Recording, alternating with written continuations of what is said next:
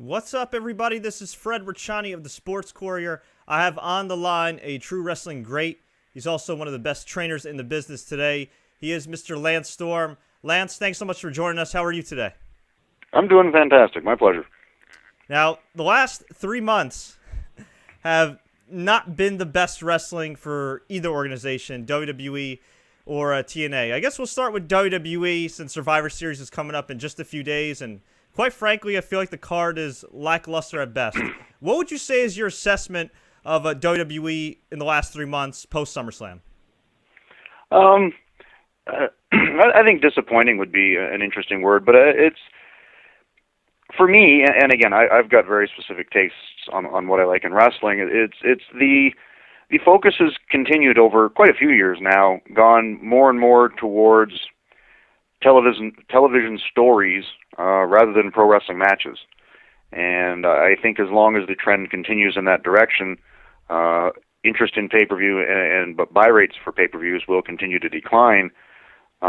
Just that there's so much product out there that unless you make specific matches mean something, the 5 or 6 or 7 hours a week you get for free fulfills your need, and there isn't enough unique about pay-per-views to make that many people cough up $50. Yeah, and you look around, I mean, there's been some positives the last 3 months. I mean, the emergence of Biggie Langston, a guy you're a fan of, who was originally the NXT champion. You, of course, have the reemergence of Cody Rhodes and Goldust and the tag team division. But I just feel like a lot of people outside of John Cena are far less over than they were in the summer. Yeah, and even if you don't, if you think people are more over, whether it be Shield and Punk and whoever else, and I know it's a focus and intent on theirs, and they're succeeding in it to an extent, but I think it's detrimental to a portion of the business, is they want to make it about personalities, they want to make it about the guys, and it's like, well, if you just like Biggie Langston, I can see Biggie Langston 2 or 3 times a week for free. And when you go 4 weeks, it's like, I see him 8 to 12 times a week for free. Why do I pay for the 13th? And unless you make the focus the outcome of a specific match, I don't know what the appeal of pay-per-view is anymore. You have to see the resolution of a conflict, and the desire to see the resolution of that conflict, to me, is why I would pay for pay-per-view. And when they make it less about the conflict or the resolution of the conflict, I think that hurts. And over the last 3 months, I think the primary issue is, the conflict over, becoming WWE champion. Any fan who hung in there for 3 or 4 months hoping Daniel Bryan would deliver, we hung in for 3 or 4 months and he didn't. And I think in a society where we continually want instant gratification, and we want to microwave our food so it's ready in a minute, we want our glasses in an hour, we want lightning speed internet, we want video on demand, having to wait 3 or 4 months for the payday, I think society's attention spans are shortening too much.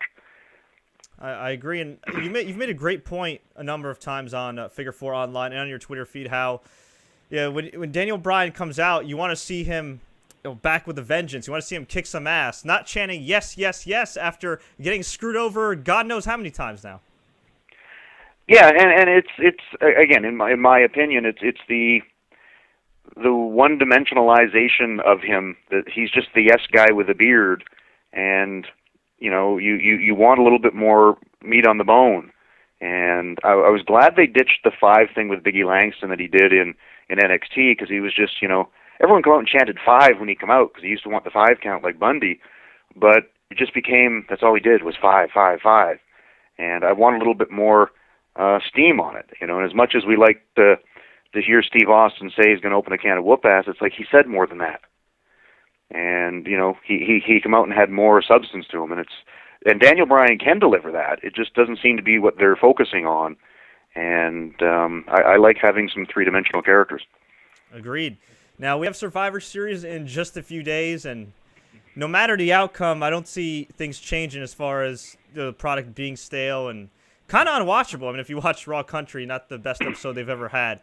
What do you feel like is next in the main event scene for WWE after Survivor Series, outside of more of the same? I'm afraid I'm assuming more of the same. I think TLC is coming, so I'm just assuming that we will have more of the same with a gimmick stipulation, which is why I think Survivor Series is going to be a fairly poor buy rate. I suspect another, and again, by disappointing I mean in the outcome, not in the actual performances, but I expect fans to be disappointed that Randy Orton manages to prevail due to some degree of shenanigans again, and for the fourth straight pay-per-view now. You could argue 5 if you want to say SummerSlam. Again, unless they have somebody new for John Cena, which I don't think they necessarily do. Del Rio's, done the table gimmick a couple times now, so I'm assuming that's where they're going. So to me, Survivor Series is just a step to the next pay-per-view rather than a real belief that there's going to be a resolution coming. And I think that's part of the problem with, designated pay-per-views and designated gimmick matches on time. That, and again, I don't want to sound like the bitter old-timer, but back in my day, if you were paying your money to see Ric Flair challenge Sting for the title, if there wasn't that resolution you were hoping for, whatever caused the Ric Flair to hang on to his title, the stipulation match you decided to come up with next made sense on, okay, because of this stipulation, now what happened last time can't happen again. And you have to keep doing that where it's like fans believe the resolution is right around the corner and we want to be there for it, so we hang in. And again, I'm not, they managed to, with Flair, carry it for several pay-per-views, where I think today's day and age, because you have so much TV and the product moves so fast, you've got to resolve it sooner, which is unfortunate. But when you know ahead of time that December is TLC, we know there's going to be a ladders match, a chairs match, and a tables match, then it just starts seeming too transparent. Right.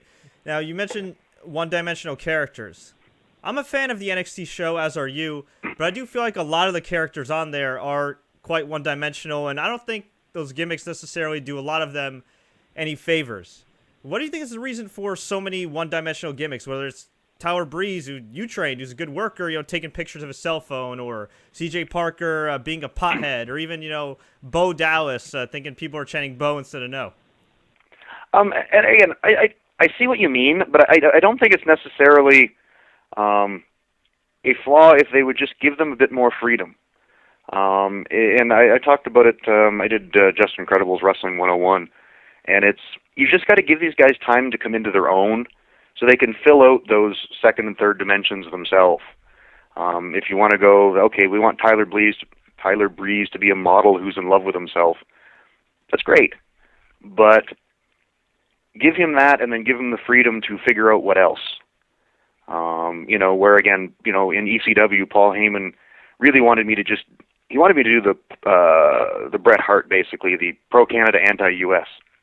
And I didn't want to do that. I'm like, well, I'm just going to go pro-Calgary. I'm just going to be the Calgary guy. I don't want to just be Canada because that's what Bret's doing. And so I changed it a little bit and then got comfortable with myself and became a bit of an obnoxious ass as well. But it wasn't just going to be Calgary and Calgary alone. And it took me a while, but I found who I was. And I think if they give guys a bit more freedom instead of micromanaging and trying to tell them every hold they should have, every move they should make, don't tell him he has to take 3 selfies per match and he has to do this move. Just let him find out how he can turn himself into Tyler Breeze and give himself a third and fourth dimension. But if you're just going to be the guy who sings and the guy who takes selfies and the guy that acts stoned, then you're just into one-dimensional characters that I don't think have a lot of substance. You told me at the beginning of this interview you're doing well. Are you confident you're going to be feeling the same way after watching TNA Turning Point tonight? Yeah, with the exception of the main angle with Dixie, to me, not making any sense, for the most part, I've enjoyed the show. Like, I thought last week's show was pretty decent.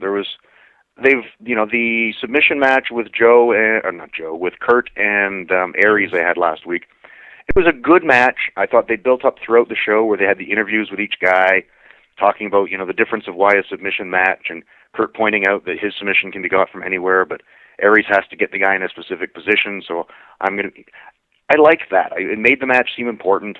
It explained why the match was different and how it might play out. So on the whole, I thought the show was good. And the Gail Kim thing, as she made a challenge, was an interesting, a new face in a match. It's like perfectly fine.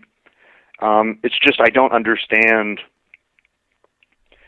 why the main story is that Dixie doesn't know what the hell she's doing, and she's running this company like a fool, and TNA on the whole sucks so bad that AJ doesn't want to be there.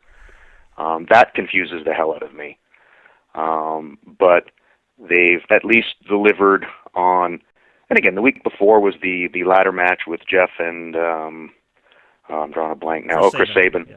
Chris Sabin. So it's like they've at least been delivering good, solid main events. And, I whenever Bully Ray gets to talk, I'm a fan of that. So on the whole, I find Impact relatively enjoyable. And since they don't really have that many pay-per-views, if they don't have a strong build to a specific thing, it's like, they can move a little slower and don't have to have as much of a hard sell with, gee, why did you give me this great match for free on TV and a lesser one on pay-per-view? They don't have many pay-per-views anymore. So as long as the show ends up being entertaining, I'm pretty content with it. And when you give me a good Kurt Angle match in a main event or a good Chris Sabin, Jeff Hardy match in a main event, I'm at least left with a good taste in my mouth. I just have to ignore the absurdity with Dixie, and I don't really understand what's going on with that. Do you press mute when she gets on the mic? I don't, because I'm amused by the absurdity of it. Now, I'm not amused in that I would, watch the show on my own. Thankfully, because of the times that we don't time zone shift in Canada with Spike TV, so I get it at 7 o'clock at night. So it's what I do when I'm doing dishes and cleaning up the kitchen. So it's not time even if the show is not particularly good, it's not time wasted because I'm doing something else anyway. And I just usually shake my head with a lot of what they're doing because I don't understand it. But at least they've been giving me good, solid main events. Agreed. Now let's hope we get more than 10 seconds of AJ Styles match highlights, especially because they've been flying them around the world. Yeah, but the thing I don't understand, the friends of AJ are paying for and airing these segments. Why? AJ doesn't want to be there. He doesn't want to be on the show, so I don't understand how airing clips of his matches is helping AJ. I don't understand. If he wanted to be in TNA, he could be. He left. He doesn't want to be there. So I don't understand why there's forces trying to show highlights of him on the show. I don't understand any of it. Well, if TNA needs the money, are they going to say no to money? No, but why are his friends paying for it? That's true. AJ doesn't want to be on the show. Why are you putting clips of him on the show? That's a good question. I wish I could answer that. Maybe we'll get the answer one day, but probably not. Who'd you have winning the UFC 167 main event, Hendricks and GSP? Going into the finish, I thought Hendricks won, but I even tweeted before the decision came out that I hope everyone realizes there's a good chance GSP could win this fight because it comes down to round one. So I don't think there was anything controversial whatsoever behind the decision. I think if you understand the 10-point must system and scoring, again, all three judges, and I believe everybody in press row thought Hendricks won 2 and 4, GSP won 3 and 5, so it comes down to the first round. And I believe if you look at the fight metric stats, Hendricks landed 1 punch more than George. George landed 1 significant strike more than Hendricks, and they both had a takedown. So the first round was close enough that it could have gone either way. There's certainly been more lopsided rounds that were judged the other way. So I wasn't surprised in the least by it, but watching the fight, I thought Hendricks did win. And judging by your Twitter feed, you weren't a fan of Dana White's post-fight reaction either. No, I'm not a fan of a lot of Dana White's knee-jerk reactions. He should understand the scoring and realize that was a possibility before it came down, so he shouldn't have been hot when it did.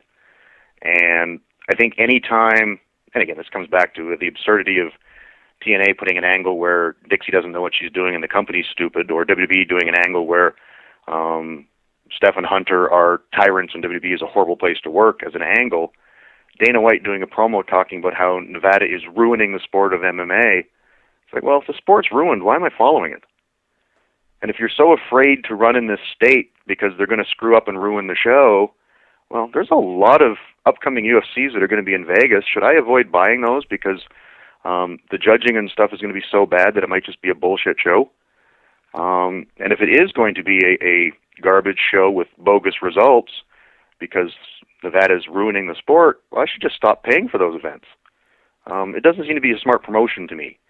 If you want to say that they're damaging the sport or they're hurting it and we want to protect our industry, it's like, great. But to say it's being ruined implies that it's terrible. Yeah, there's actually a UFC coming up in a couple weeks, the Ultimate Finale. Are they going to move that out of Vegas, last minute? Yeah, or should I just not watch it because it's probably going to be bogus because the state's just so corrupt and run poorly that Dana's afraid it's going to be ruined. Yeah. Now, we took some fan questions last couple days. One I've been getting a lot lately is about one of your star pupils, Dolph Ziggler. The guy had a ton of momentum, in WrestleMania season. Okay, he lost at WrestleMania, but the next night, he came off like a huge star, cashed in on Del Rio. I thought the double turn with him and Del Rio at Payback was pretty well done, all things considered, maybe a little too soon. And ever since then, he's just, I don't want to say irrelevant, but pretty close to it. He's on. Curtis Axel and Biggie Langston are on this pay-per-view. Oksana, Rosa Mendez, all the gals are on this pay-per-view, yet not Dolph Ziggler. What do you attribute to his downfall? I don't really know. I would imagine, again, some kind of conduct, offending somebody, doing something that the office didn't like. And it's something that, again, the industry's done a lot of, and I always disagree with it, because to me, business is always first. If you want to punish somebody, find a means by which to do it that doesn't necessarily punish the product or the fans. Again, whether it be just financial, you know what I mean, cut his pay, fine him, do something. But if you just, I'll take his push away to teach him a lesson, if that's in fact what they're doing. To me, he did have momentum. And when you're looking for good product and better shows, the guy does deliver good matches. To me, find a way of punishing him off camera. Because, again, I think he's a fantastic performer. If you follow him on Twitter, he says stuff that I see and I read and I think, you know what, that's going to get heat. And he's outspoken in that regard, which I think may be his the reason behind it. Because there's a lot of WWE guys that you follow on Twitter, and some guys just have their, boy, he's towing the company line and you know it. And then there's the guys that, voice their opinion. It's like, ooh, that might come back to get you. And he's one that occasionally makes those comments, so that could be the reason behind it. Yeah, and somebody's asking here your thoughts on Randy Orton. I'm a big fan of Randy Orton. I know there's a lot of critics that, think he's boring or think whatever else, but I think he's a fantastic wrestler, performer, whatever word you want to use. I really like him. And I think, too, because my schedule is busy and weekends I've got kids, I seldom watch SmackDown, and there was a long stretch there where he was like the guy on SmackDown, and I didn't see any of that. So I think Randy's a lot fresher to me than he is to others. When he had granted they were great matches, but he had the long program with Christian back when he was the World Heavyweight Champ on SmackDown. Because I didn't watch SmackDown, I didn't see that much. So Randy's a lot fresher to me. And again, I really like in-ring performance, and I think Randy's a really good in-ring wrestler. So I like Randy, but when he's, for the most part, a second fiddle heel to the authority, I think that hurts him a bit. Yeah, and he's almost become like this coward, too. As a babyface, he's this badass. Nobody can stop him. The second he turns heel, he's hiding behind the Shield and running away from Big Show. Well, again, if he's a badass and doesn't, then fans are going to continue to cheer him. So you have to sort of find that fine line. And again, I think the Jim Cornette the one time was like, we don't cheat because we have to, we do because it's easier. I think you have to find that fine line of, I'm not running away because I'm scared. I'm just looking for the easiest way to accomplish what I want. That way, you're not necessarily just the chicken heel. But again, if he just stands up and doesn't back down from anybody and takes them on head on and wins at the end of the pay-per-view and is still champ, it's going to be pretty hard to keep any heat in today's day and age. And you mentioned Jim Cornette. I was actually going to ask you about that. I've had the pleasure of meeting Jim Cornette. You had the pleasure of working with him. I also interviewed your good friend, Les Thatcher, in the past. Those guys have a wealth of wrestling knowledge, and like yourself, definitely know what the hell they're talking about. Is it a crime that a major wrestling organization isn't employing these guys right now? I think so. But, at least at the current moment in time, the major companies aren't trying to book a wrestling show. They're doing sports entertainment, and they want writers, and that's not what Jim Cornette and Jim Ross and Les Thatcher and people's strengths are. I'm hoping that at some point it'll come back around and start having a bit more of a pro wrestling feel to it, because I think there's a lot of fans that would like a little bit more in that direction. And when they do the more traditional pro wrestling segments with a little bit of real heat, a real feel to it, they seem to be the segments that do better. Those seem to be the pay-per-views that draw better. When Brock Lesnar comes back and it seems to be more of a physical threat, and it's not, be it comedy or shenanigans and so forth, they tend to be the shows that produce better numbers. So I'm hoping they will come back around. Again, the wrestling business does tend to bob and weave, if you will, in different directions. So if they do decide that Hollywood writers are starting to run their course, then again, a guy like Jim Cornette or Jim Ross would certainly be a wealth of knowledge that could be used. You've worked with a lot of guys in NXT. You've also trained a lot of guys and gals in NXT. Is there one guy right now that you see, either a student or a non-student of yours, that really stands out that you think maybe in a month or two or right now could be on the main roster? Again, at this point in time, I hope nobody gets called up in the next month or two, because you're going to get into the road to WrestleMania swing and then they'll get lost in the shuffle. But I'm a big fan of Adrian Neville. I'm a big fan of Sami Zayn. I really think, I'm still trying to adjust to the Tyler Breeze name. They need to figure out what they're doing with him, and he needs to get a little more comfortable in that role. But as an actual performer, I think he could be quite good.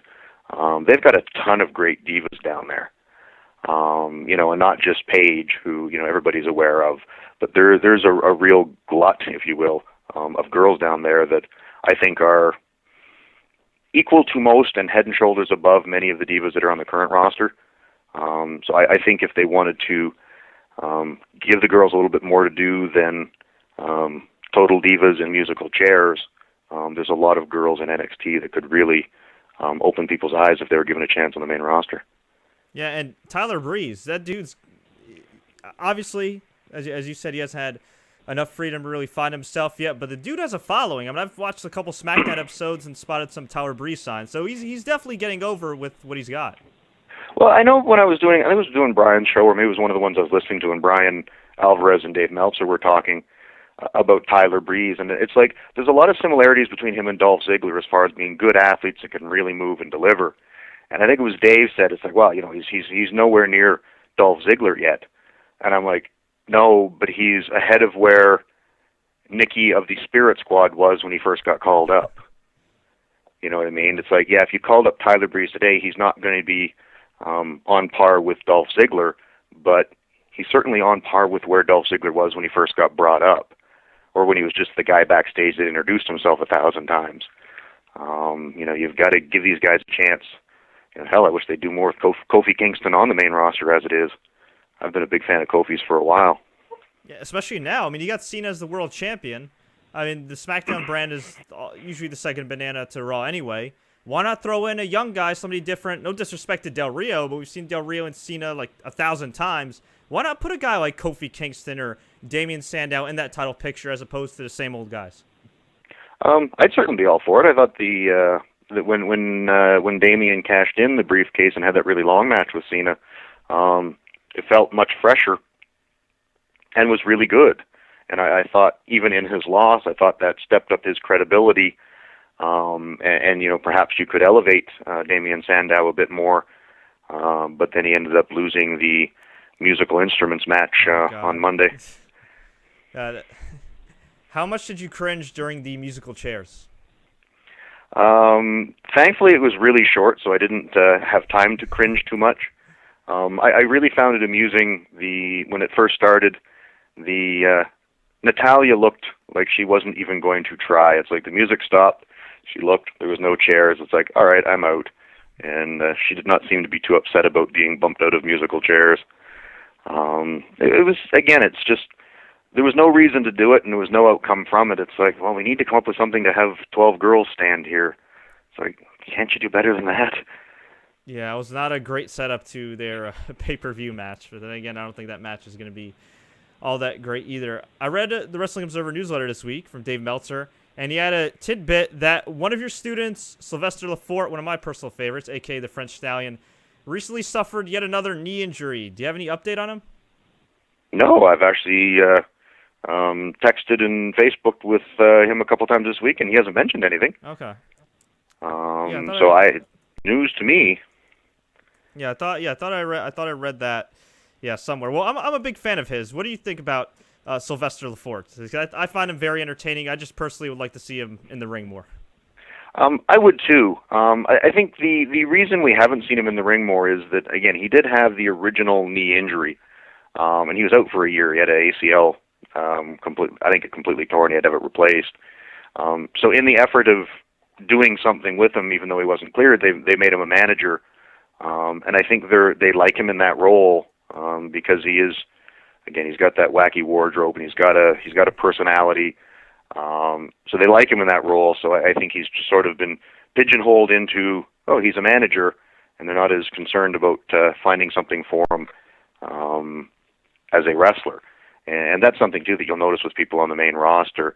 You know, if they find a role for you, whether it be, completely ridiculous or whatever, when it comes time to, we've got to write the show, it's like, oh, well, we need something for whoever. And it's like, oh, well, we can just have them do that thing again. It's like 3MB, now they've got the, a wacky gimmick for whatever is appropriate for the city. And it's like, that's what they're going to be doing probably for quite a while, because it's like, well, what do we do with them? Oh, we're in Detroit. We'll make them whatever's appropriate to Detroit. And you end up getting pigeonholed into whatever it is. If, you do a backstage interview and someone thought it was funny, it's like, well, we'll have them do backstage interviews all the time, and that's all you do. And he started as a manager because he wasn't cleared yet for his knee, and who knows, he could end up spending the next 2 or 3 years as a manager. Hey, as long as he's on my TV and entertaining and talking about money and going to Sizzler, I'm happy. There you go. Yeah, I'm hoping he can get himself a group of foreigners of some kind and make it, give him the French Foreign Legion, whatever we can come up with. Okay, we have a few fan questions here. Lance, when did you start the Storm Wrestling Academy? And before that, when did you realize that you can make a living being a great wrestling trainer? I started the academy in 2005. September 2005 was when the official started. When I was trained by the Hearts in 1990, and in 91 and 92, I actually taught the two classes following mine in the 91 and 92. So I was doing training quite early, and as absurd as it was for somebody as green as me to be teaching people, that's what was going on. And then when I got off the main roster in 2004, WWE asked me to teach the developmental program. So I did that for a year and a half, and it was at that point that I decided to look into running my own school because I wanted to be home, and WWE wanted me to move permanently to, at the time, either Louisville or Atlanta, and I didn't want to move my family.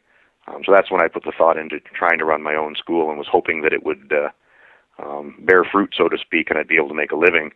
And thankfully, as soon as I launched the website and started promoting the academy, I got a lot of good response, and classes have been full to, over full to nearly full pretty much all of the time. So I've been doing it now for 8 years, and I've got almost all of 2014 booked up now.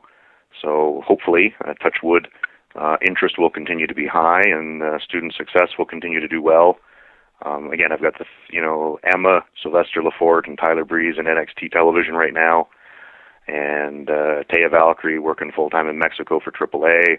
I've got another female student that's been in Japan for the last year working for a group over there. So there's students out there doing well, and hopefully we'll have more students getting signed to WWE as we move forward. So again, hopefully it'll continue to do well, and I enjoy being home, and I enjoy teaching. You've wrestled quite a bit this year. Is this the most you've wrestled since you officially retired from full-time in-ring competition? Yeah, it has. The busiest I've been since 2004. And just today, news of my last booking of the year. December 21st, I will be in Hanover, Germany, doing Danny Collins' retirement match. an old rival of mine from CWA days in 1995. So I'll have the December 15th in Mississauga with Chris Hero, and the December 21st against Danny Collins will be, I think, match 8 or 9 this year. And I think the most I've done is 4 or 5 in a year since I've retired full-time. It wasn't really a conscious plan. A lot of it was just circumstance. You know, Jerry Lynn was doing his retirement tour and asked me to do one more. I couldn't say no, and I did the 2 Tommy Dreamer shows because it's hard to say no to Tommy because I love him. And they were involving Terry Funk, who I've got just the utmost respect and admiration for. And then, again, with Chris Hero / Cassius Ohno getting released, the opportunity came to work with him, so I thought that would be fun. And again, Danny Collins asked me specifically if I'd be willing to do his retirement match with him. So ended up being a busy year. And how's your body holding up?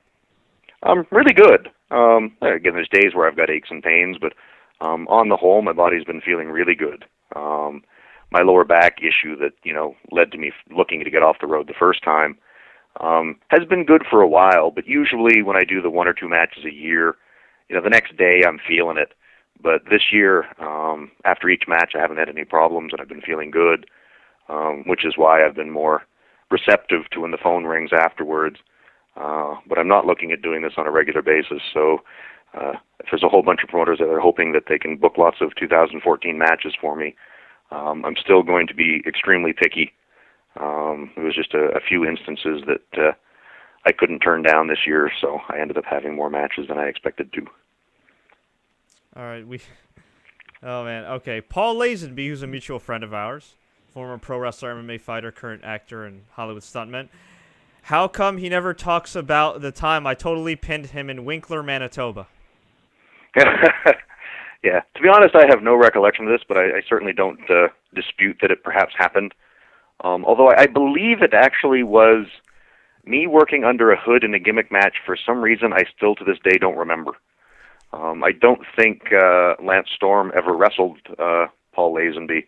I know I wrestled him in Calgary when I was under a hood, just for the sake of the one show they needed a heel, and I was just going to put on a bodysuit and a mask and do it. I know I wrestled him on that show, and then perhaps I did wrestle him in Winkler for Tony Condello at one point. But I think it would have been me under a mask and a bodysuit for some other reason. So he's, I believe, still yet to pin Lance Storm, which is the important part.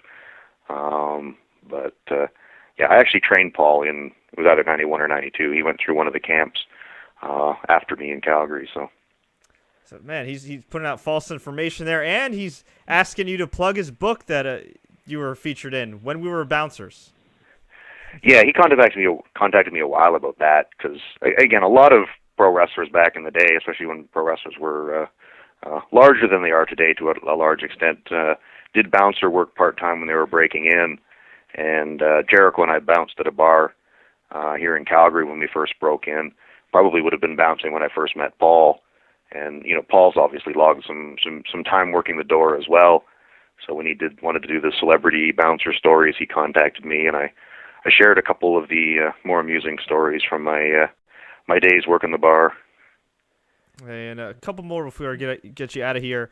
Terry Allen asks, did you invent the maple leaf submission hold, the half Boston Crab? No.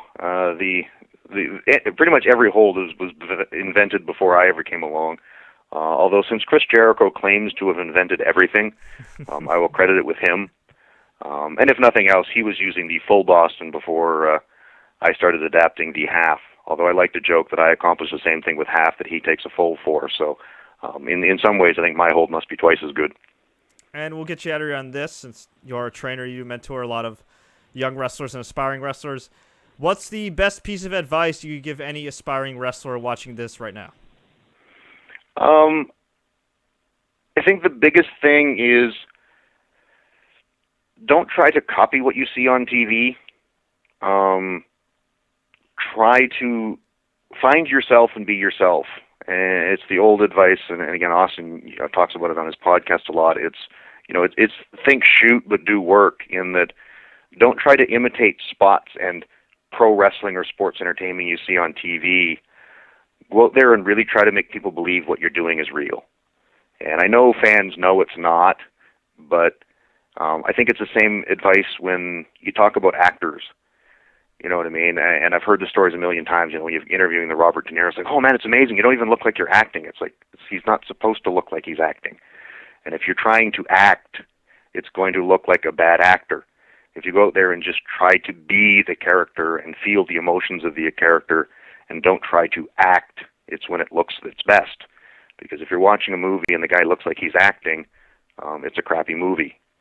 And if you're watching a wrestling match and it looks like he's trying to do sports entertainment, it's not going to be a good match. Well said, sir. Lance, thanks so much for the time. Of course, fans, if you want to find more information about you and SWA, they can visit stormwrestling.com and follow you at Lance Storm. Anything else I missed? That should do it. If you can't find it at Lance Storm or at stormwrestling.com, there's probably not much else to find. So. And is your daughter actually still writing novels? Novellas. She's got one that she's been struggling with the ending to. I don't know if she's planning on continuing more or not, but at Becca Evers on Twitter if you want to follow my oldest daughter who writes, and occasionally live tweets Raw, which is usually entertaining, because she's even more outspoken than I am. that she is. Lance, thanks so much for the time, sir. Take care. All right, my pleasure. Folks, there you have it. The great Lance Storm. If you want to check him out, like I said, stormwrestling.com, at Lance Storm. Follow me on Twitter at Fred Richani. Follow us on Twitter at Sports Courier. If this is your first time watching this, don't forget to subscribe. We got a ton of interviews with Lance Storm, Diamond Dallas Page, Booker T, Mick Foley, tons of exclusive footage from UFC, Bellator MMA, you name it, we got it. Until next time, everybody, don't forget to enjoy the matches. Check out our live TNA Impact Wrestling recap tonight. Check out our SmackDown recap tomorrow night after SmackDown. And check out our exclusive Survivor Series live chat this Sunday night, 7 p.m. Eastern Standard Time to midnight. Take care.